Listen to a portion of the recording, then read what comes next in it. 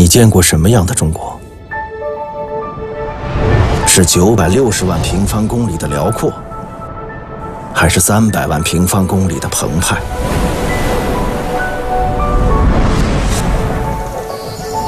是四季轮转的天地，还是冰与火演奏的乐章？像鸟儿一样离开地面，冲上云霄，结果超乎你的想象。前往平时无法到达的地方，看见专属于高空的奇观。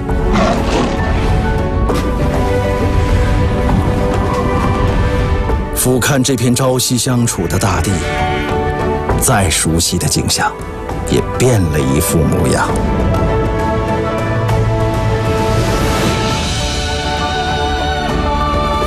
从身边的世界到远方的家园，从自然地理到人文历史，50分钟的空中旅程，前所未有的极致体验。从现在开始，和我们一起天际遨游。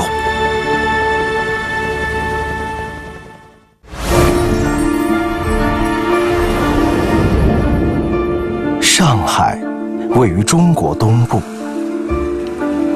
长江在此入海。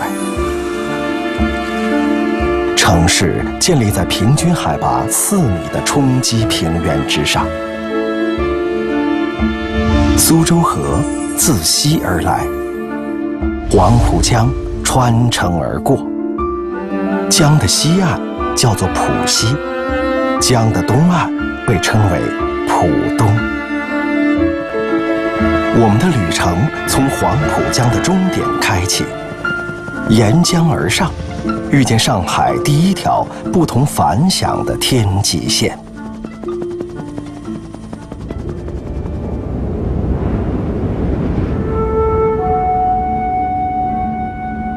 长江在这里接纳了它的最后一条支流黄浦江。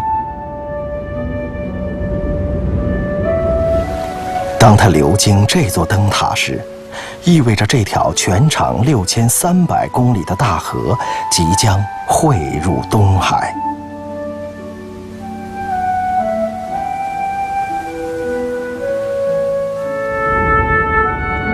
1个世纪前，上海的价值从这里被发现。前方的海洋让上海与世界相连，身后的长江能够深入中国广阔的腹地。通达是这座城市最原始的资本。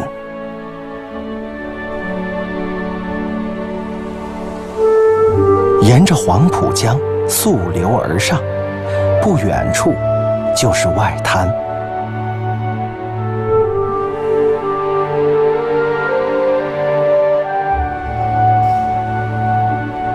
飞行在黄浦江上，临江而建的20多栋西式建筑，是外滩最显眼的标志。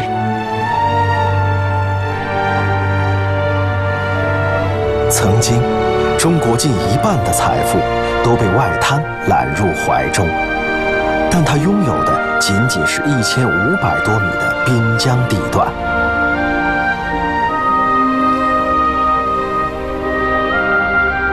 外滩的前身是片泥泞的浅滩。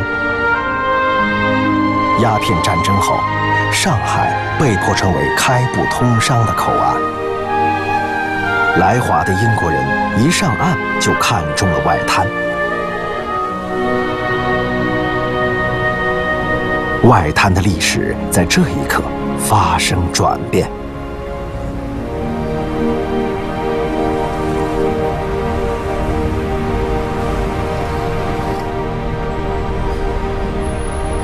气象信号塔位于外滩的南端。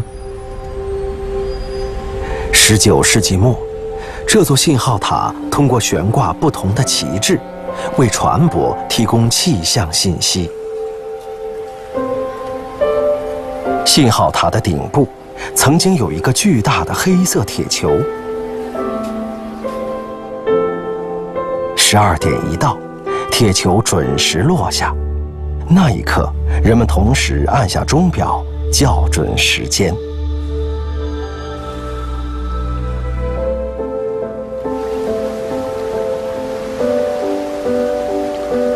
20年后，外滩上的另一座大楼装上了更先进的计时器。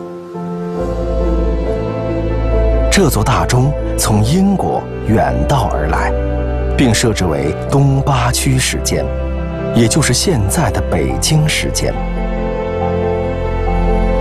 那时，全球化的世界正在形成之中。上海率先采用统一的标准时间，跟上了世界的步伐。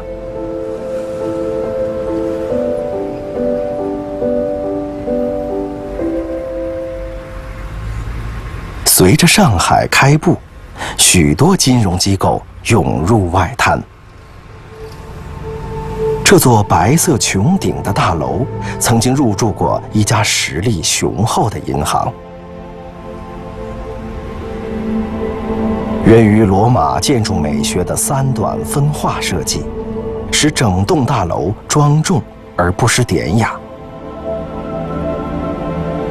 这种通过稳重的建筑外观增强储户安全感的方法，今天的银行大楼仍在使用。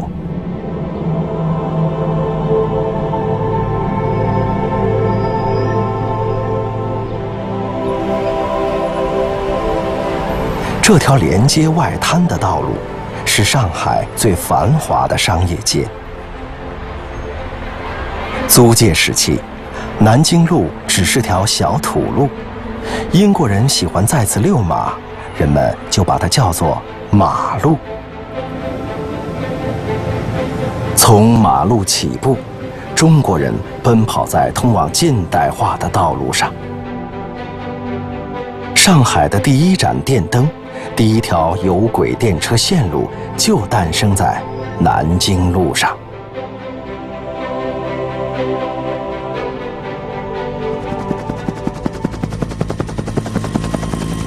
接下来的旅程将跟随河流，探寻上海最早的工业基因。古老的工业厂房如今辐射艺术力量，传统的行业正在努力成为标杆。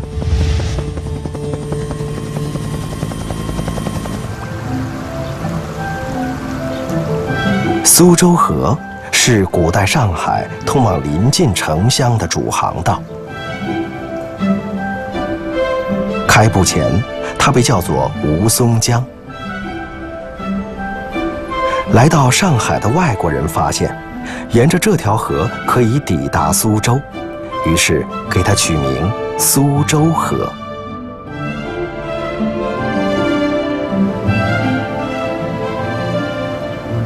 苏州河的终点有一座110岁高龄的大桥。1907年，大桥落成，因为不收过桥费，它被称作白渡桥。白在上海话中是免费的意思。大桥前方的水闸每天开合2次，调节河流水位。水闸打开时，苏州河就汇入前方更加开阔的黄浦江。黄浦江从浙江发源，一路向东穿越上海。20世纪初，上海工业高歌猛进，人们需要更大的河流运输原料，提供水源动力。当苏州河捉襟见肘，精明的商人转而选中了黄浦江。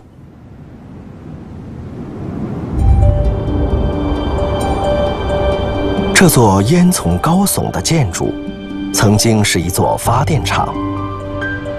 上海华界的第一盏电灯就是由它点亮。如今，电厂变身为艺术馆，老厂房的巨大空间最适合装下当代艺术的奇思妙想。古老的建筑被重新利用，而一些传统的行当在岁月打磨中重焕生机。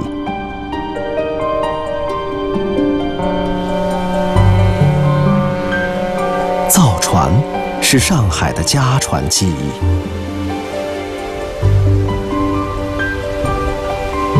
100多年前，黄浦江畔诞生了中国第一家近代造船厂。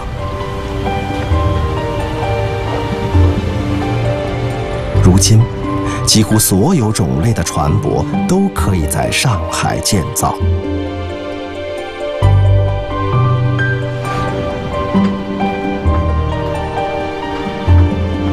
这艘载重量32万吨的巨型原油船，正在进行船身结构的搭建。它的造价接近8000万美元。外高桥船厂每年产出20多艘不同的巨型船舶。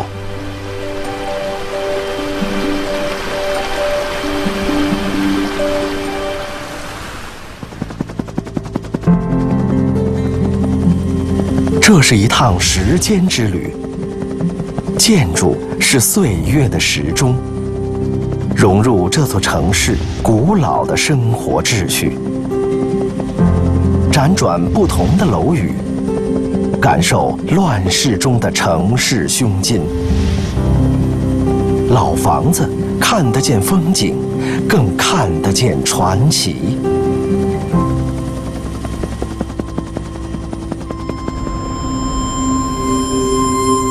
距离上海市区不到50公里，有一座古朴的小镇。开埠前，以小苏州自居的上海就是这样的江南水乡。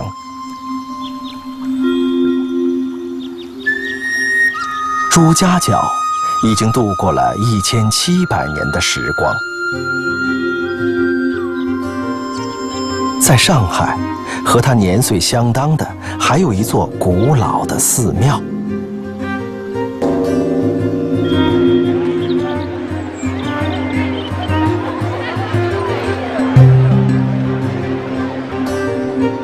相传，龙华寺始建于三国时期。唐朝年间，武则天为它捐建了第1座佛殿。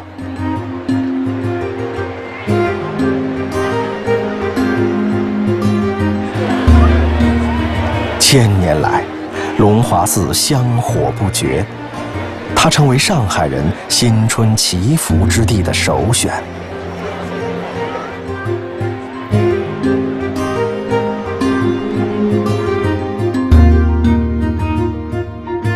这座城市常以年轻的面貌示人，实际上，它收藏着不少时光印记。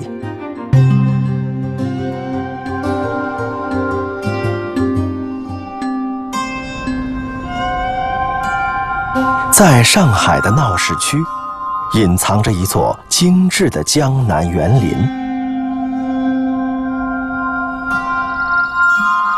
御园原是明代的一座私人花园，它身处喧闹繁华的都市，但园内充满了山林野趣。御园的热闹在元宵节被推到极致。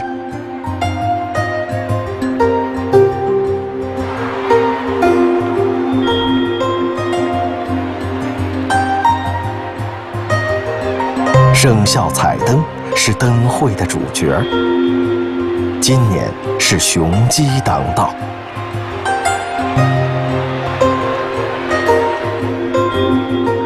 跟随着人群前进，前往熙熙攘攘的九曲桥。民间传说，鬼怪只能走直线。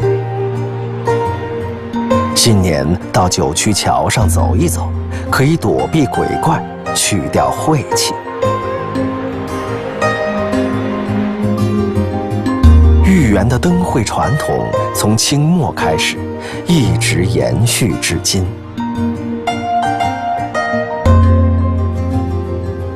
变化的时代里，总需要一些不变的风景。它提醒每座前行的城市，时刻不忘初心。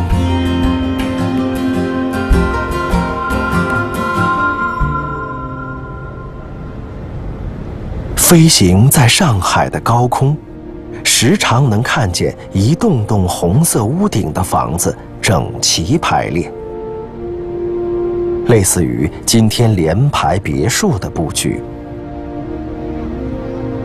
其实，这是上海的老房子。新中国成立前，它们容纳了这座城市60%的人口。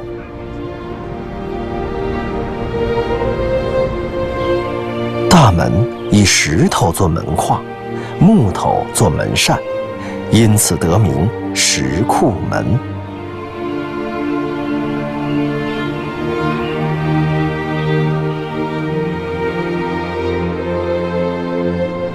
清末，江浙一带发生战乱，大量百姓逃往上海避难，一时间房子成为紧俏货。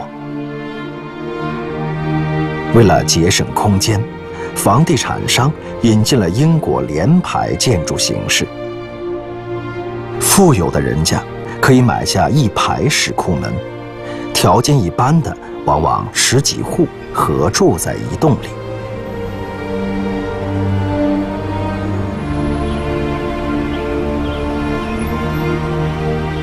石库门不仅安抚了生活，也见证了历史。1921年，13位来自全国各地的代表在这里成立了中国共产党。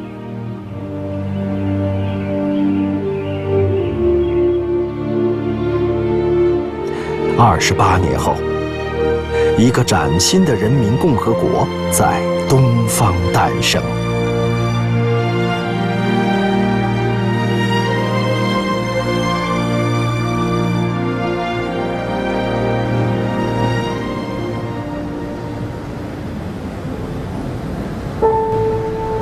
老建筑在上海并不罕见。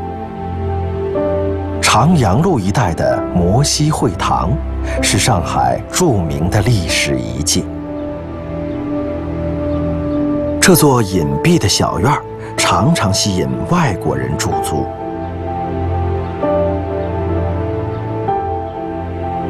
院子里的墙壁上镌刻着1万多个名字。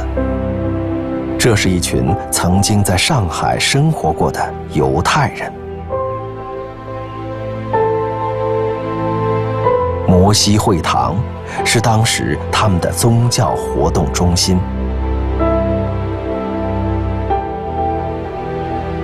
2战时期，为了躲避纳粹迫害，3万犹太人辗转来到上海。这里是当时唯一不用入境签证的避难地。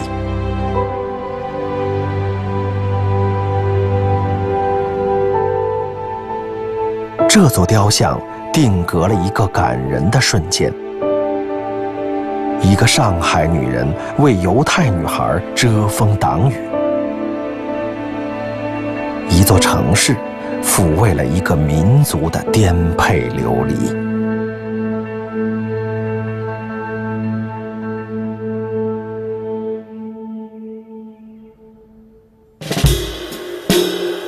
飞往城市的西南角，与上海的旧日时光迎面相逢。整座影视城目之所及都是上海滩的经典场景。不少有关老上海的影视剧都在这里拍摄。有轨电车最受青睐。流水般的剧集里，它是雷打不动的出场道具。10几位演员通过巧妙的调度，就能制造熙熙攘攘的上海街景。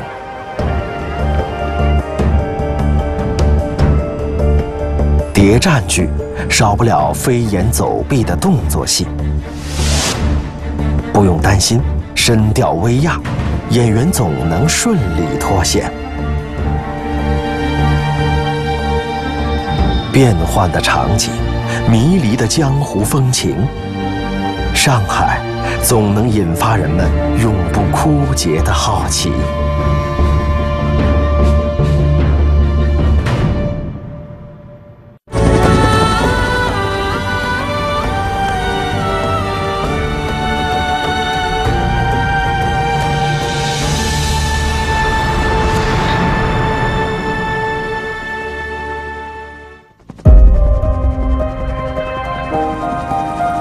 这趟旅程，我们将去触摸这座城市的金融王冠。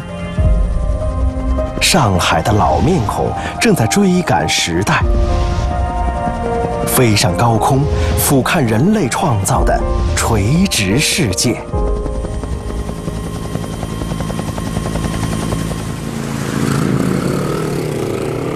每天清晨，第一班轮渡搭载着人们跨越黄浦江，赶赴各自的营生。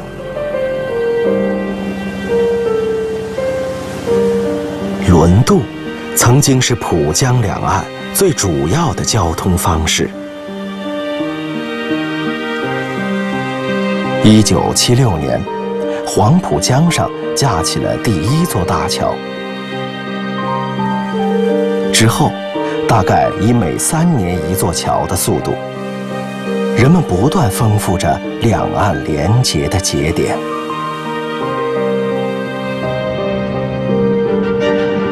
越过卢浦大桥，前往上海的心脏地带。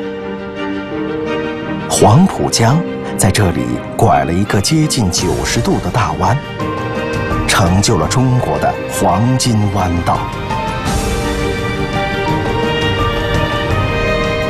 浦西的外滩曾经是中国最富有的地区之一。上世纪90年代，浦东的陆家嘴接过了财富的接力棒。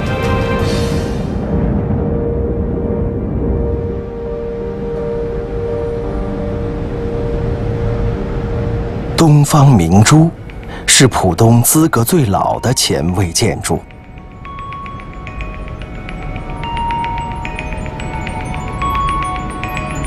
它的本职工作是向全上海传播电视信号。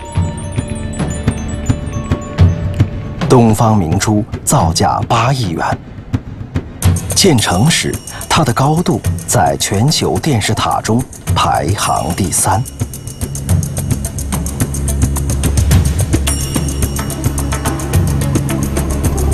夜晚的东方明珠变换不同的色彩。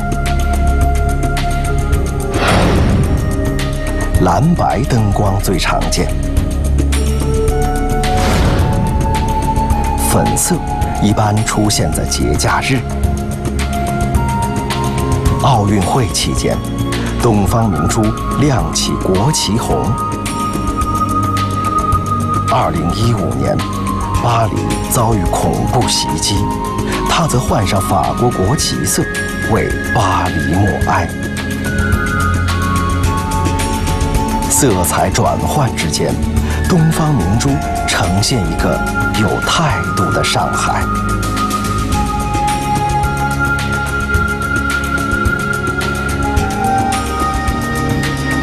这座淹没于高楼之中的建筑，是中国资本市场的起点。1990年，新中国第一家证券交易所在上海挂牌开业。3年后，这座资本殿堂落成。1楼大厅可以满足1600多位交易员同时交易。据说，股民们蜂拥而来，没能挤进场内的股民用上了望远镜，甚至购买对讲机用于里外联系。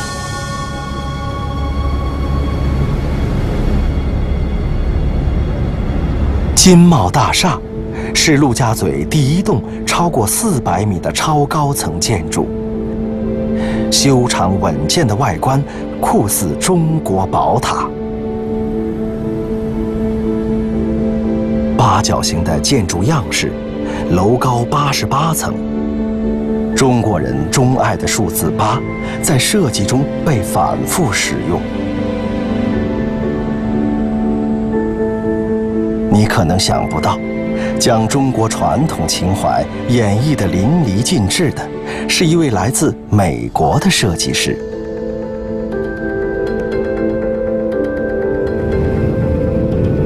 在大楼边缘，我们发现这群挑战者正在尝试云端漫步。他们身处的无护栏步道距离地面340米。可以想象，他们迈出的每一步都是心悬一线的奇妙体验。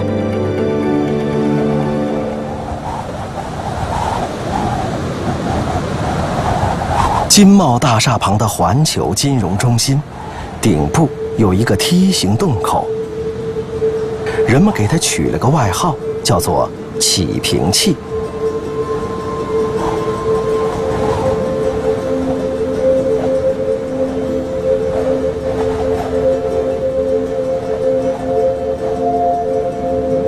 492米高的大楼，好比一张风帆，越高就越招风。设计师大胆地在建筑顶部留出风洞，让风从中穿过，以此降低风力对大楼的冲击。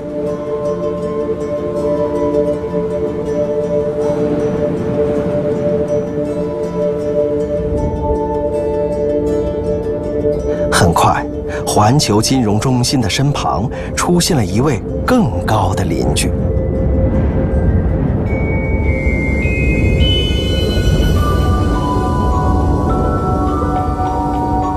云端之上的世界，让我们重新认识这座城市的高度。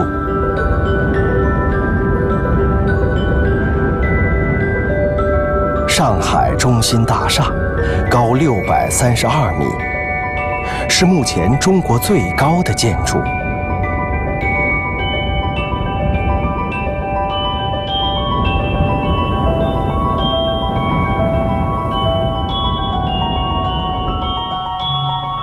超过50万平方米的室内空间，填满127层楼。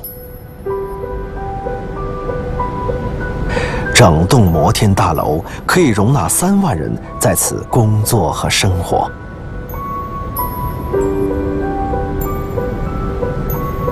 这是一座致力于降低能耗的高塔。大厦顶端的分洞口安装了270台风力发电机，用来收集高空风能，提供大厦部分照明用电。楼顶的塔关部分设计了螺旋形的雨水收集系统，将雨水导入巨大的水箱，供大楼循环使用。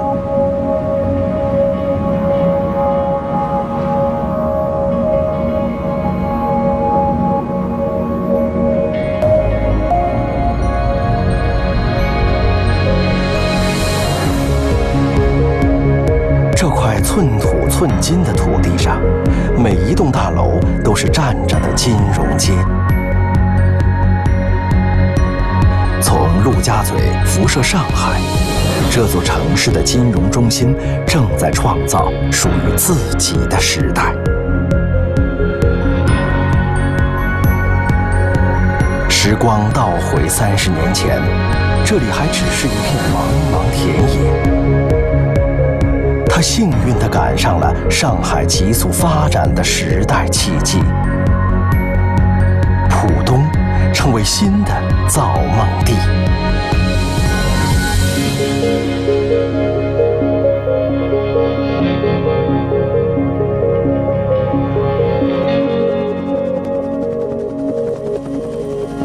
摩摩登都市里上演着传统的相亲。童话世界的欢乐颂正在唱响，动物王国的狂欢还在继续，上海的新奇之旅永无止境。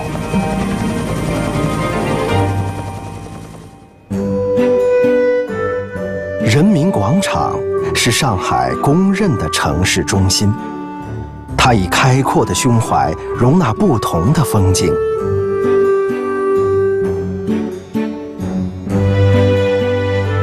广场中央，分量十足的建筑正襟危坐。广场边的公园承载着2代人的人生大事。相亲活动在每个周末举行，真正的主角并不上场，父母是最操心的红娘。撑开的雨伞上面贴着征婚者的信息，职业、身高、收入以及择偶标准一一列出。每一把伞都希望自己是最早收工的幸运儿。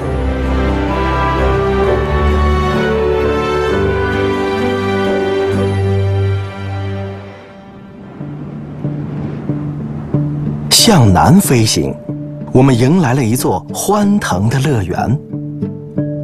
在迪士尼乐园诞生的第60个年头，这座童话城堡终于来到了上海。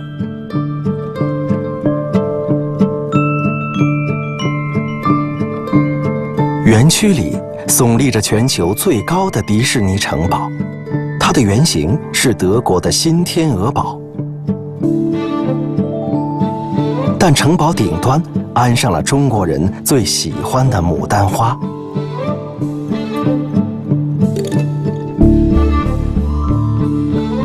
迪士尼造价340亿人民币。极致的体验感是它俘获游客的法宝。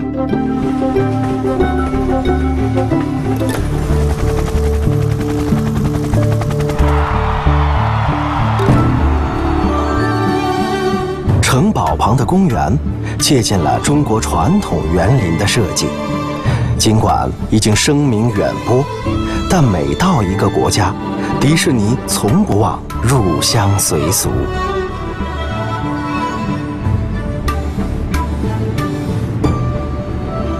离迪士尼乐园不远的地方，住着来自5大洲的动物朋友，难怪人们叫它动物联合国。首先迎接我们的是澳大利亚的国宝袋鼠。对于飞行器的到访，袋鼠显示出极大热情。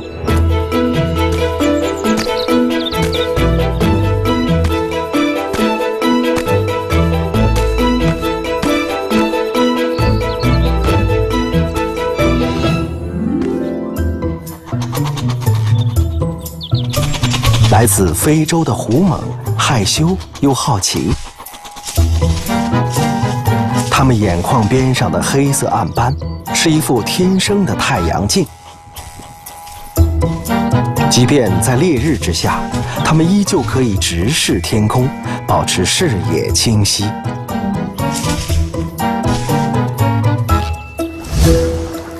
并非所有的企鹅都生活在寒冷的南极。麦哲伦企鹅就来自温带，它们从南美洲而来，跨越半个地球，在这里安了家。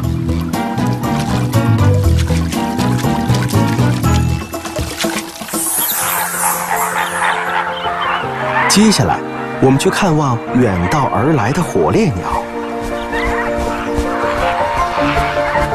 粉色羽毛的被称为大火烈鸟，红色羽毛的则被唤作古巴火烈鸟。其实，红色并不是火烈鸟的本来羽色，它们从食物中摄取的色素被分解成红色和橘色的微粒，储存在身上。火烈鸟因此披上了一身亮丽的外衣。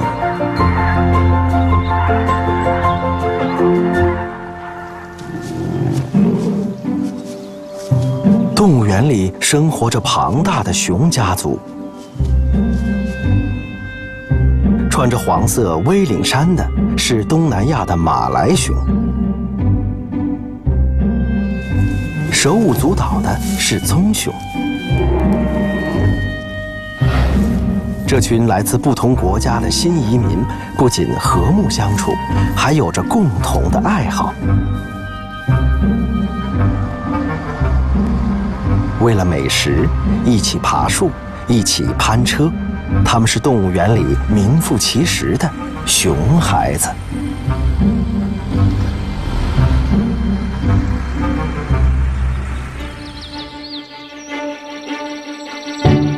黄浦江南岸的林地里，生活着一群形似小鹿的动物。成语“獐头鼠目”以它们为例，形容人相貌丑陋，神情狡猾。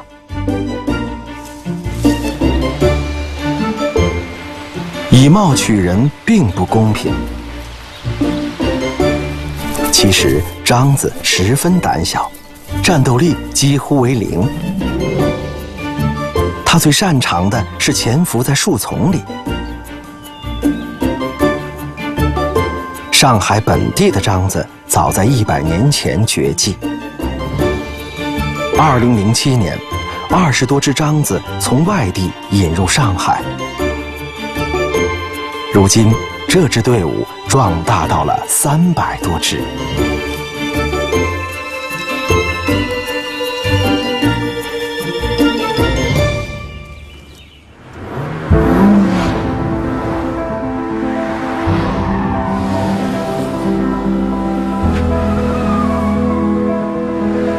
没有人会拒绝一座永远年轻的城市。它生机蓬勃，活力四射，只叫人忘记如何老去。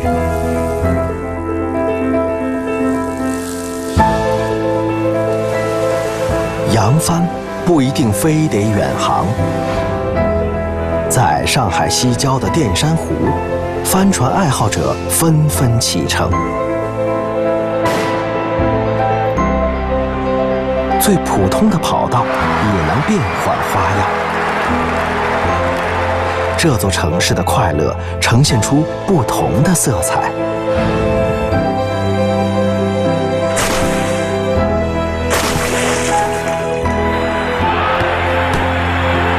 为支持的球队加油呐喊，感受草坪上激烈碰撞。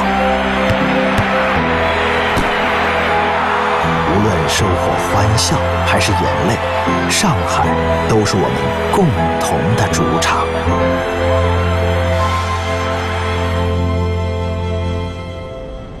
当灯光亮起，上海的魅力更加展露无遗。每一束光的背后，都是一个故事。2000多万人怀揣梦想，选择了这里。人才的聚集是城市发展的底气。思维的激荡，资源的共享，造就这座城市真正耀眼的光芒。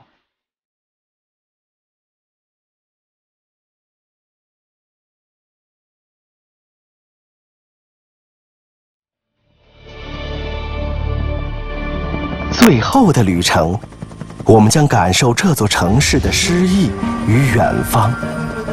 一座岛屿，哺育南来北往的生命，探寻新兴的科技力量，感受令人振奋的中国速度。参观一座超级工程，见证它汇通天下的愿景。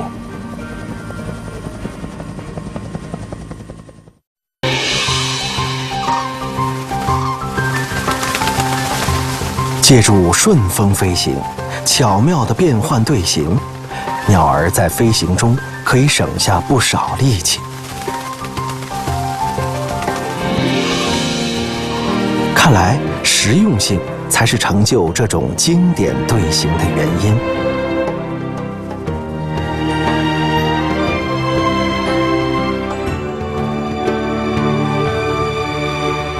告别小天鹅，我们继续追赶上海前行的脚步。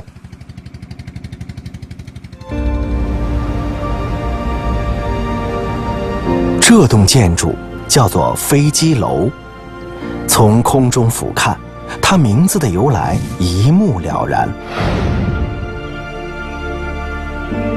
1932年128事变中，日军的飞机轰炸让上海损失惨重，国人由此萌生飞机强国的渴望。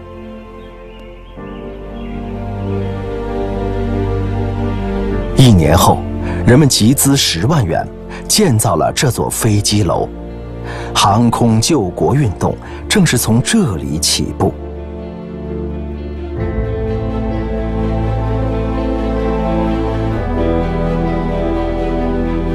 向西飞行，来到中国最大的民用飞机总装制造中心。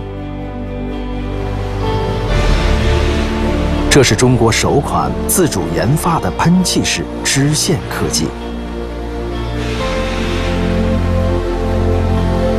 正在进行的是最后阶段的总装。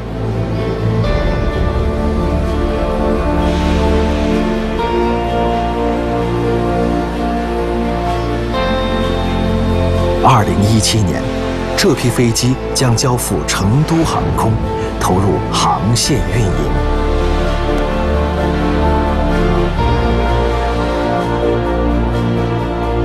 厂房外的 C919飞机体量更大，它同样由中国自主研发制造。此前，我们乘坐的飞机大多来自波音、空客2大公司。C919的面世即将打破垄断。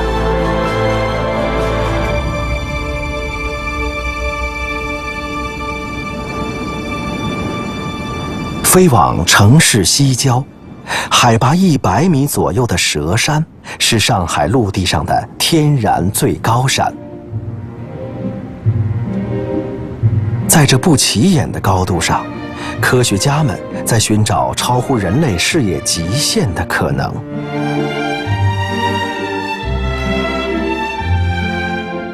117年前，法国人在佘山建立天文台，架起中国第一架大型天文望远镜。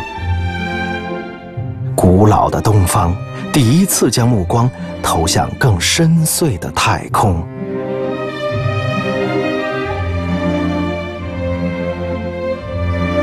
今天，不远处的天马山脚下，亚洲最大的全可动射电望远镜正在倾听宇宙的动静。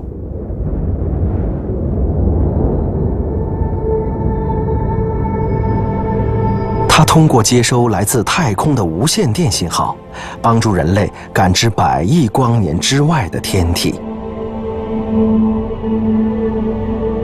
2013年，天马望远镜与北京、新疆等地的5台望远镜紧密配合，为嫦娥3号月球探测器指路，让它准确地降落在月球上。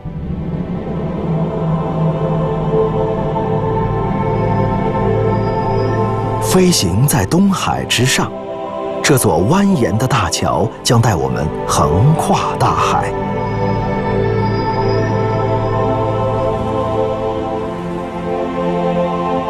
这是全球第2长的跨海大桥 ，S 型的身段让它在32公里的路程中尽可能少地受到洋流的正面冲击。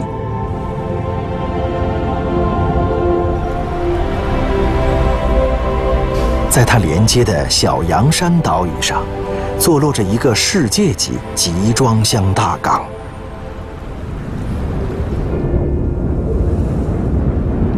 洋山港区附近的水域深达16米。即便是目前全球最大的集装箱船，也能顺利靠港。这是一艘总长约400米的超级集装箱船，它可以搭载14000个标准集装箱。如果将这些箱子相叠，它们的高度至少是珠穆朗玛峰的3倍。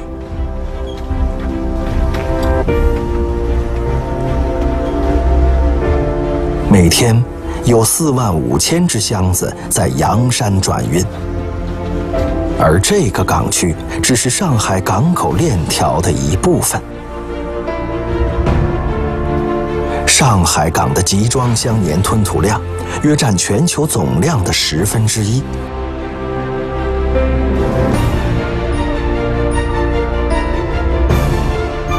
俯瞰洋山港区，上海引领世界的雄心不言而喻。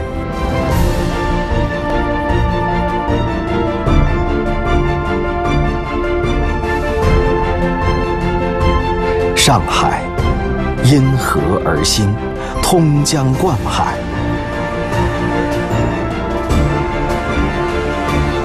100多年的时光，一个聚散离合的码头，变为吞吐万汇的港口。